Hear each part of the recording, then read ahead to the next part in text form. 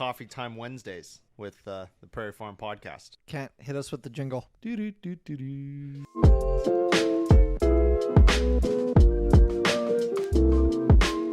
Welcome back to the Prairie Farm Podcast. Coffee Time Wednesday.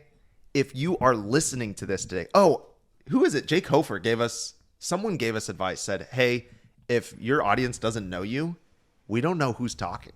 Because we do a bad job of introducing. So the person I'm pointing to is Kent, and his voice is deep. And my friend Bria thought he was an old 65-year-old man with a big white beard, like Santa Claus, when she first heard his voice, because it's such an epic, deep voice. It's only because you're that wise.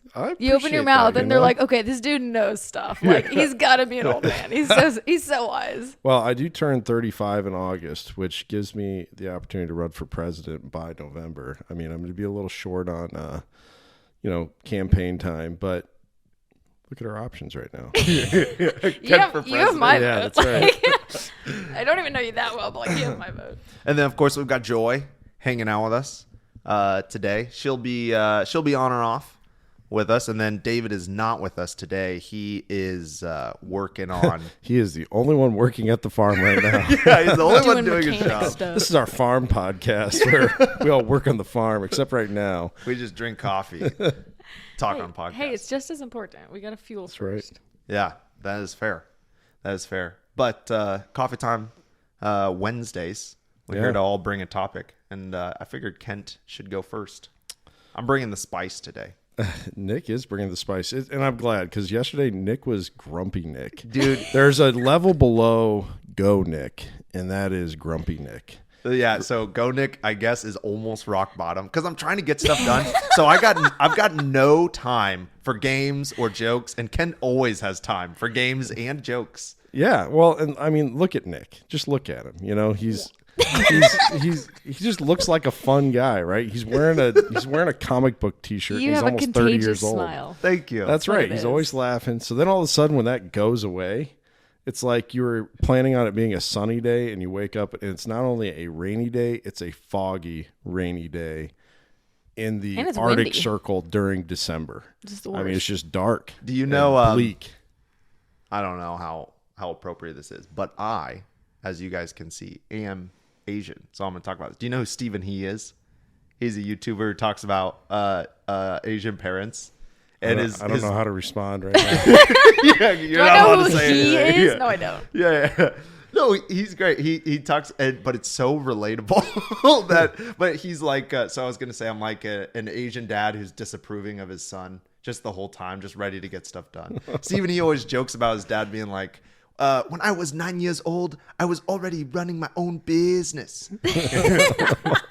Anyway, I don't think I can Hey, go you're any not far further. behind. Go Nick is a bad thing, but depressed or down or grumpy Nick, you just want to get away.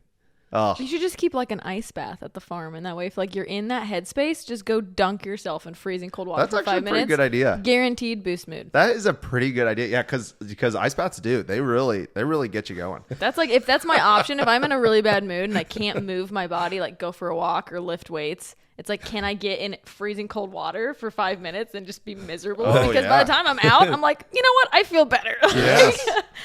I'm the closest thing we have to an ice bath at the farm, which I think would only decrease Nick's mood levels, would be if I just sprayed him with the hose from the.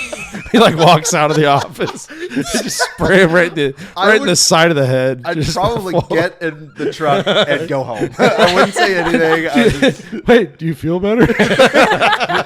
Nicholas? I did that for you.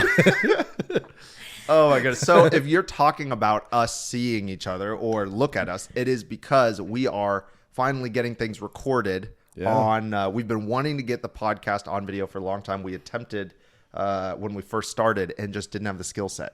Kent and I lacked it deeply. It wasn't even close. But now that Joy's hanging out with us, she's able to do it. She's put in a bunch of work. And so I don't know where we'll be posting it, but we'll keep you posted on where we'll have it posted. Hopefully the InstaTube. Unless this doesn't turn out, then this will be really embarrassing. I'm sure it'll be good. But we also have a dusty old YouTube channel that we keep picking up subscribers on. Yeah. Nicholas did a great job with those videos back in the day.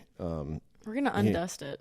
Yeah, let's blow the dust off that bad boy. And We've got, I did some like almost everything you need to know about, which is like basically videos about like singular species. Yeah, right? like butterfly milkweed, or I think I did rattlesnake master, Cytoxgrama, a bunch of those. Like, are they transplantable? How do you get them to start from seed? Like, what did the Native Americans have a relationship with them before, we were around? How much water do they need? And then we also did vlogs, and the vlogs were fun, but they take like 10 hours to do, and 10 hours out of a 45-hour week is a lot of hours. Yeah. But man, there were some funny moments, especially when Peyton was in the videos.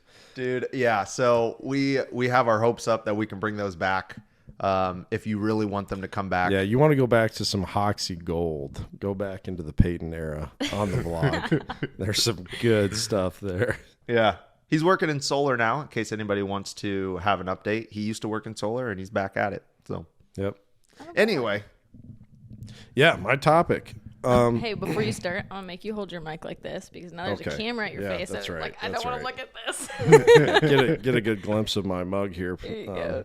Yeah, just like tilt it up like this and hold it down. Beautiful. Yes, I need to. I'm not good with the visual side of audio. Let me do my hair. Are we started? It's fine. It looks like crap. Just keep going. Nicholas's glasses are just like glaring straight at the camera right now. We can't see anything. No, so I was thinking of what's going on right now on the farm and just in the prairie world. There's a lot of cool things that are blooming right now. Not a ton. I think this is so the most beautiful timeline for the prairie is probably like August. September's really nice too, but you want to find that time when you have flowers that are in bloom while grasses are at their peak height and starting to ripen. And that's probably August, wouldn't you say? Yeah. I mean, because the grasses really ripen in September through, pretty much September. But I like, besides Blazing Star, my favorite flowers bloom in May and early June.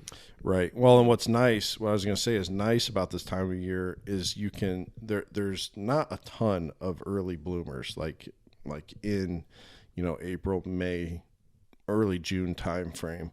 And so they stand out so much when you see them, like when you're driving down the road. And right now, Dame's Rocket is really the kind of the star. When you're driving down the road, you see something really bright. How would you describe that? It's not quite purple. It's kind of a pinky purple. It's a light purple. It's not irises. Don't think it's irises. Nicholas and I thought irises were something cool. They were a weird colored iris. But there's also wild geranium blooming right now. Canada anemone's almost there. Yeah, it could be. I haven't looked at our field. Ohio spiderwort, earlier Ohio spiderworts. That'll be more into early June, I think. Ohio? No. On my drive to work, you're seeing some? Okay. Yeah, you start to see them. You start seeing them about now, and then they bloom every day through June. It's great. Yeah, they're a beautiful one. At Golden Alexander's, it's not a wild parsnip that you're seeing right now. Although I did see a wild parsnip, a really early wild parsnip when we were burning the other day, which is actually going to be my main topic. So not only do you have these early bloomers coming in, but it's for us at Hoksey, the time of year that we're burning. Now, if you have a CRP, some CRP acres, you had to be done burning by, I think, May 10th. Is the cutoff, and it's best if you're in a situation like much of Iowa is, where your number one problem for your CRP stand is a cool season grass. That's good to do like a late April, early May burn to push back that cool season grass and allow those warm season grasses to come back. So that's why we're burning so late, because we're burning monocropped fields, right? We're burning a big blue stem production field. We're burning a Indian grass production field or a switchgrass production field. And so we're not worried about hurting forbs. If cool season grasses aren't your biggest problem and just maintaining forb diversity is, then a fall burn after harvest, of course. Don't light that field of ethanol on fire. That would be bad. But, or a winter burn would be good, or a really early spring burn could be good for those forbs, because there are a lot of forbs that, like, for instance, Rattlesnake Master, man, I bet that was starting to green up in late March. And even though we don't harvest rattlesnake master until like late August, it just has a long growing season. And it's got a cool start to the plant because it looks like a small aloe plant. It does. And Yes. then it shoots up a stem, and then it gets a flower later on. And the flowers are wonky too. Like it is the It's most my favorite. It's my odd favorite. native. Yeah, it's my favorite form. To me, that forb looks like Arizona. How Arizona feels to me. I'm like, you look dry and spiky, and It's true though, like a desert plant. Right. Yeah, it looks like one. Yeah. Yeah, so we were burning, and what's interesting about burning this time of year is there's some cool things you can find in May when you're burning. And so we burned, I think, a 40-acre field last Friday, and Carol does, I mean, Nicholas and I have talked about this. We feel pretty worthless when we're burning with Carol because that man is a one-man burn crew. He burns more acres by himself in 30 minutes than it takes a whole team of, we're friends with these people, but we can make fun of our friends a little bit. Like the people that wear like the whole burn clothes and everything, like the yellow shirt and the helmet, in case the fire hits your head really hard or something. I don't know, but you know what I mean. They got give them the old elbow while they're down. I still love you all. I still love you all, but you know how they got like all the burn duds. Then you got Carol wearing his black New Balances, his Wrangler jeans, and a Carhartt T-shirt. And he's lighting up 40 acres at a time by himself and fighting the fire on a Allis Chalmers 185. But anyways, he's a specimen. I mean he'll because he just knows how to back contraption that a blowtorch on the tractor, but it's like down by the wheel. Yep. And he has to go down there to turn it on and off. So. And he's not like running. So the fire's going and he needs to turn it off. He'll like get off the tractor slowly, stand in the fire, turn it off, get back on the tractor slowly, and then drive away. It's like, it's crazy. And Kent and I are like a quarter mile away, like, oh my goodness, it's so hot on my face. Oh my word. Oh. And there's just like he controls the fire so well. He's an expert back burner. He just knows how to read the wind perfectly and the right timing and everything. But we still are there because there are times when fire will cross a water line or something like that, and you got to go put the small amount of flames out with a shovel or a backpack spray or something. So I was doing that with a shovel, and scoop shovels are an excellent tool for burning. And I was smacking out some flames, just smothering them. And right as I was dropping the shovel, I saw a giant yellow morel. But it was like one of those things where I had too much momentum already going by the time I saw it. And I'm just like, no! It just crushed this huge yellow morel. Probably would have been one of the biggest I ever found. And I'm like, no. Picking up the ashes. I can save this. Like it's your dog or something. It's going to be okay. I didn't mean it. So I started looking around. I'm like, well, if there's one, there could be more. And were there. There were like, I think we found we brought home 41 morels. And that was just in 20 some minutes of picking them. It was crazy. They were everywhere. And then the next day I found this awesome shed. I am a obsessive shed hunter. I love shed hunting as much as I love anything, other than my kids and my wife, of course. But I found this sweet shed. And the reason why I like a burn shed is because I find a lot of sheds, and a lot of them are just the regular old, Ooh, now you get to hear what it sounds like too. They're just the regular old non-burned sheds. Your run-of-the-mill non-burned shed. Yeah, how boring. But this thing, look at the color on that. It's like nice and gold. And this is a fresh shed. I know because I worked in that field last spring after we burned it. And I covered every square inch of it. Perfectly, seared perfectly. And it smells. That was like nice a roasted chestnut to a squirrel, and you just took it home. And all the little antler tips are all nice and charred and everything, which is just cool. So that was a cool find. But back to morels, and I know I'm taking too much time here. I've heard that morels, a good place to look for morels is in burns, and like after the burn, right? No, and there's truth to that, but not in the way that you might think. So I was doing some research on this, and I went to the shed and the other things weren't your main topic.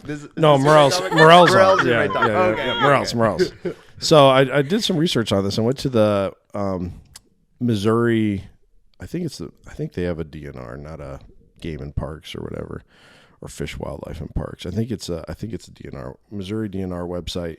And they're like, yeah, look in areas that have been recently burned. And so I was doing some more digging. Well, it turns out, I think that is true. Like the morels we have here in the Midwest and further east, they will grow in areas that are burned, but not in response to the burning, like immediately. Like we burn today, come back, in 3 days, and there will be morels everywhere. I don't think that's what's going on, but it is instead, because that ground is regularly disturbed by fire, it promotes morel growth year after year. And I did find some morels at this place last year when we burned too. But in doing more research, out west is where that's really a thing, because there are species in the west that are called burn morels. This was I was reading on the Modern Forager website, and I think the University of Oregon's website on this, where people will specifically go into an area that was recently burned, and the heat from the fire stimulates mushroom growth shortly thereafter. And you can go and find morels and fresh burns. Now, this is, of course, it's not going to be a prairie burn there. It's going to be a forest burn, but pretty cool. The tie between morels and fire, and just another one of those connections, and also what's going on the Prairie Farm these days. You want to know something? You didn't care about anything I just said? No. I've never eaten a morel.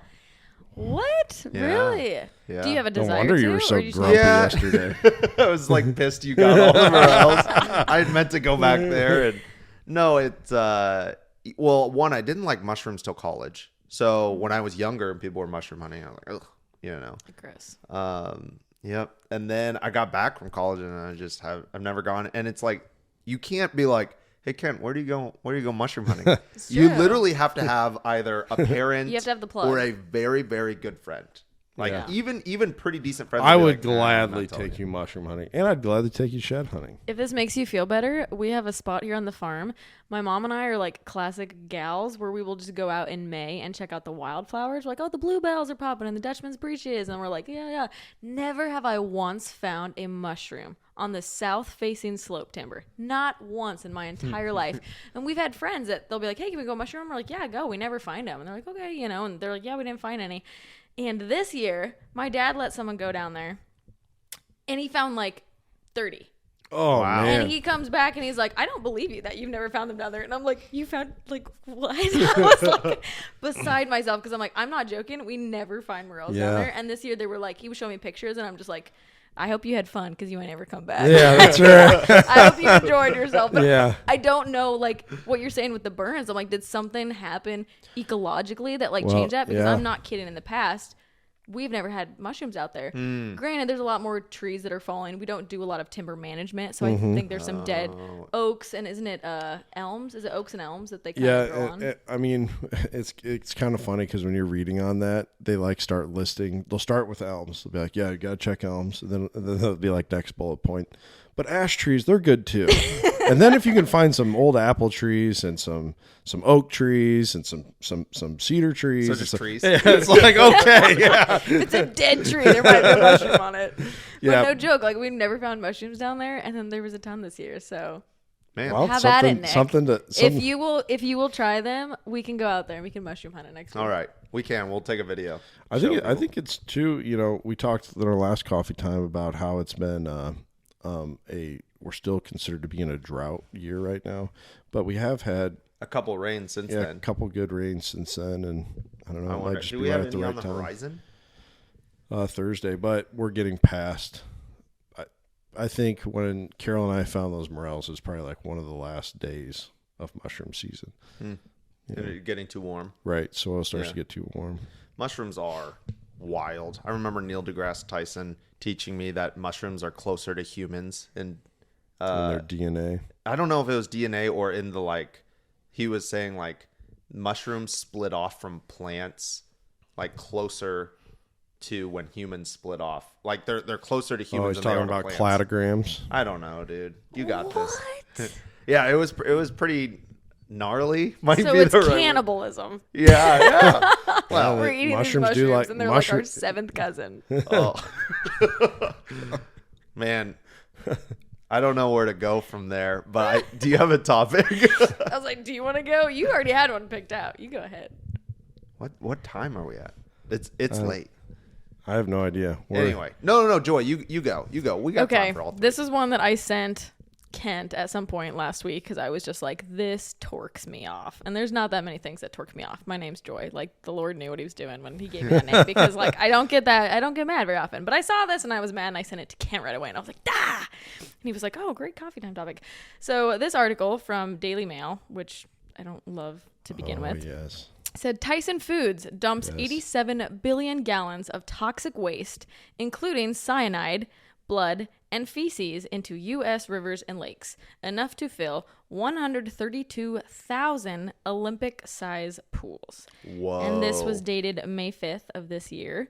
For those that don't know, Tyson Foods, right? All your Dino chicken nuggies that you're feeding your children comes from Tyson. I had a for good the friend most who part. worked at a Tyson chicken plant, and he was third shift, which was cleaning shift. So you had 2 shifts of processing and 1 shift of cleaning. How could you make life harder on yourself? No kidding. Oh, man. Is he a vegetarian now? He like, I don't know if he still does. For a long time, we're like thinking about a Tyson chicken back. Like, didn't want Serious? it. He But can't do it. he and I also inhaled 40 chicken nuggets one night at McDonald's. So I don't If you're know. hungry enough, it doesn't matter. Yeah. But Yeah, like, yeah, yeah. if you think about it and you think about the process of the animals being raised and what those conditions are like in those plants, you're just like, yeah, I'd rather just raise my own chickens and slaughter them myself. Oh, yeah. Like, the thought of that is way more stomach appealing to me than Yeah, he told me The one big of the greatest manufacturers. feelings of his life was the last day he walked out of there. He was like, "Oh, I'm done forever." But Yeah. anyway, so why is Tyson doing this? Why are they taking a poop in our rivers? I don't know. I didn't look more into like why, but I'm sure if they've been confronted and asked, they're not going to say like, well, we did it because, well, we didn't have room for all the toxic. You know It's what just I mean? expensive to deal with all that Exactly. waste. Like, it's one of those things Do you where want your kids to have to pay a little bit more for their chicken nuggets? Because that's what's going to happen. exactly right. They're never going to like come out and say that, but then here we are with terrible water quality already, and things not always necessarily trending in a positive direction.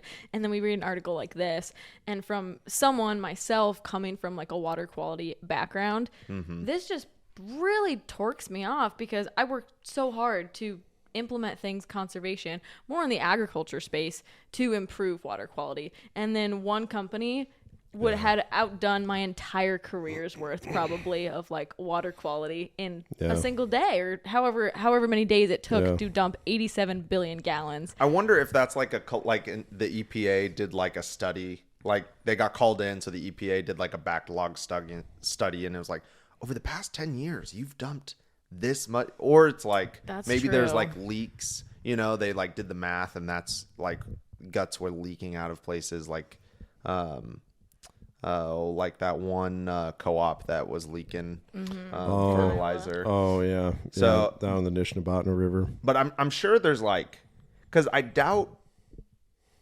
think that's cheaper. Like, no one's like scurrying around with a mask at night being like, I'm gonna dump these chickens out in this river. That's not. But I think there's probably a leak, or there was a creek nearby that they knew about that they didn't feel like dealing with. So every time it rained, they got washed out. I don't know, but Yeah, I just think thoughts. so. I saw this after Joy sent it. I started seeing it several places. The news story, was breaking and different. So I think Daily Mail was one of the first places to post about it, but I saw it in a few other places. But I think we should like continue talking about this story. Let's answer some of these questions, because it is a fair assessment there. Like, I don't think you would just do this just to, like you really thought you were going to get away with it or something. But I think the fine that they'll probably receive for doing it does not outweigh the Right. profit that Oh, they're making from right. doing it, because Yep. 87 billion gallons, you have to haul that off. How do you, the trucking expense Yeah. to remove that from the facility Yeah. cannot be less than or it cannot be Yeah. more than what it would That's cost. that's like, think about it. Let's say oh, I made $10 billion on that chicken, and I get fined, even if you got fined, and let's say that was your net profit was $10 billion. Even if you got fined $9 billion, it's like, that's not enough, because now you're saying, oh, $9 billion is just the cost of doing business. We still make $1 billion doing this. Great. It's got to be a fine that outweighs profit. Right. Otherwise, there's not going to be any, especially with a company that can handle something like that. You get a small business and you outweigh their profit for the year, you're going to kill them. Exactly. And a big business like that, though, that's nothing. That's just... Then go to the old Papa Banks and be like, hey, can you give me a line of credit for $1 billion? This is wild. Man. Yeah. What do you think would change big companies doing that? I hate the word restrictions and regulations because I'm like a patriot, libertarian at heart. But like, it's one of those things where our water quality shouldn't be political. It should be the one thing that is completely unpolitical. And if you're polluting our rivers and streams, I want to see a little bit more lashback. And I don't want to see there being certain treatments that go towards larger companies for smaller companies. If you're polluting our water, there need to be consequences. Yeah. I also think that, what do you call it? Totally brain farting here. I feel like with... I can smell it. Yeah, it stinks. I can smell your brain farting. I've been hanging around you too much. I'm making dad jokes. All the ice cream. I got plenty of dad jokes. Dude. No, so I feel like there should be an understanding from consumers when companies say, hey, actually, we're going to charge more for your food. And I think that's okay because we get enough food as like a country. we intake plenty of calories. There's plenty going around. We do. So if food costs a little more so that the bigger companies can make sure they're not in the red, then I want us to be okay with that. I want us as consumers to say, I will pay a little more out of pocket to make sure. Realize that is why they're paying more. Yes, they're not paying more just because there's a greed associated with it, because of course there is some of that, but they're paying more so that our river systems and our water can be cleaner, so that we as a society and our conservation aspect of the world is being improved. So you have to pay a little bit more for your Dino chicken nuggies. And I would love, because if companies can charge more because of that, then we get around the government being the middleman. Having more taxes go into paying these companies, because the government is so inefficient at divvying out money. It's the worst. So if we can just give it straight to the companies, I think that is the better way to go. But you didn't think I was going to bring up such a political topic? No, no more topics. No. I'm just enjoying listening to you guys riff on this. But yeah, I mean, I feel the same way that, and Nicholas and I have talked about this quite a bit in the past on, do we really want it to be the government dropping the sledgehammer? Because we are we probably, if I don't have a political affiliation on purpose, but I would probably tend to be closer to libertarian. But if you're a prairie person, I feel like you're naturally a patriot. Yeah, that's right. But we have a government for a reason, right? And whether we like that or not, there are things that we do like that the federal government provides for us. How about national security for one, right? And there are times when, whether it be federal or state level, we need a law that there are punishments for if you break. And there's all kinds of examples that exist that we're okay with the law stepping in and saying, if you do this, we're going to drop the hammer on you. And where does that change come from, though? That comes from all the constituents under that law. And so a lot of these companies are able to get away with, whether it be something on the scale of, dumping the however many gallons of fertilizer into the Nishnabotna, or something on the scale of this that we're talking about with Tyson. They know that we're going to weather the storm and we're going to be just fine. And as soon as the news cycle turns over, because most people don't care, or at least they don't care enough to do anything about it, right? And like, that's a rebuke to us, a rebuke to myself. Like, I should care enough to be like, you know what? I'm not buying your products anymore if that's how you're gonna treat the water that I'm supposed to brush my teeth with, brew my Wild Rivers coffee with, give my kids a bath with, fill up their swimming pool with in the summertime, if that's how you're going to treat me, well then, sorry, I'm not going to give you my money anymore. And if enough people start doing that, that's going to, or start pushing for their legislators to come up with a better way of dropping the hammer on these things like we've been talking about. We can just expect more of the same. Man. Well, this has been a good one, guys. See, now you definitely have to run for president after that. You're going to be 35. Old wise Santa Claus Kent. I have no desire to run for president, just for clarity. But it's always the people that don't that should. You know what I mean? It's always the people that shouldn't run for politics where I'm like, I would totally vote you as a county supervisor. Yeah, but part of the reason that makes them would be a good county supervisor is that they don't want to be. Part of the reason that makes someone good in power is that they don't want to be. They don't want it. They don't want the power. Yeah. Well, Abraham Lincoln said that, and I'm paraphrasing, but basically, any man, he said, "Don't be on the internet." No, he said any man can go through hard things if you truly want to see what's inside of a man. Give him power. Yeah, and because when people say like, "Oh, money changed you, power changed you," I don't think that's true. I think power revealed what's going on in there. Yeah. It amplified I agree. it. So. Yeah. Anyway, this has been a good time. It's been a long time. Yeah. This has been a long podcast episode. Thank you, Joy, for setting all this up. And we'll talk to you all next time.